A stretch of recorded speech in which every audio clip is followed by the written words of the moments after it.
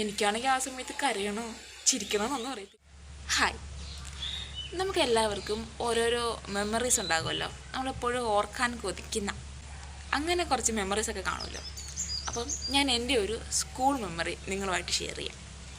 വേറെ ഒന്നുമല്ല, ഞാൻ 8ാം ക്ലാസ്സിൽ പഠിക്കുന്ന സമയം അപ്പോൾ എനിക്കൊരു ബെസ്റ്റ് ഫ്രണ്ട് ഉണ്ട്. പക്ഷെ അവൾ വേറെ ഡിവിഷനാണ്. അപ്പോൾ അന്നത്തെ ദിവസം ഞങ്ങൾക്ക് മിഡ് ടൈം എക്സാം ഒക്കെ കഴിഞ്ഞിട്ട് മാത്സിൻ്റെ ആൻസർ ഷീറ്റ് തരുന്ന ദിവസം. ആക്ച്വലി ഞാൻ മാത്സിന് പുറകോട്ടാണ്. ഓക്കെ, അപ്പം ഞങ്ങൾക്ക് മാത്സിൻ്റെ ആൻസർ ഷീറ്റ് തന്നു. എനിക്ക് 25-ൽ 2 മാർക്കാണ് കിട്ടിയത്. ആ സീഷനിൽ എനിക്ക് സങ്കടം 2 മാർക്ക് കിട്ടിയതിനല്ല, എന്നേക്കാൾ കൂടുതൽ മാർക്ക് കിട്ടുമല്ലോ എൻ്റെ ഫ്രണ്ടിന്, അതൊക്കെ ഓർത്താണിരുന്ന സങ്കടം. അങ്ങനെ അവരുടെ അടുത്ത് ഞങ്ങൾ രണ്ടുപേർക്കും ഒരേ സാറായിരുന്നു. അപ്പോൾ അവർക്ക് അങ്ങനെ ആൻസർ ഷീറ്റ് കൊടുത്തു.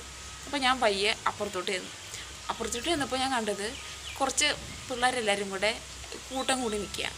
അപ്പം ഞാൻ പോയി നോക്കി തിരക്കി എന്താ കാര്യമെന്ന്. അപ്പം അതിൻ്റെ നടുക്ക് എല്ലാവരും കൂടെ ഒരു കൊച്ചിനെ ആശ്വസിപ്പിക്കുന്ന എൻ്റെ ഫ്രണ്ടിനെ തന്നെയാണ്.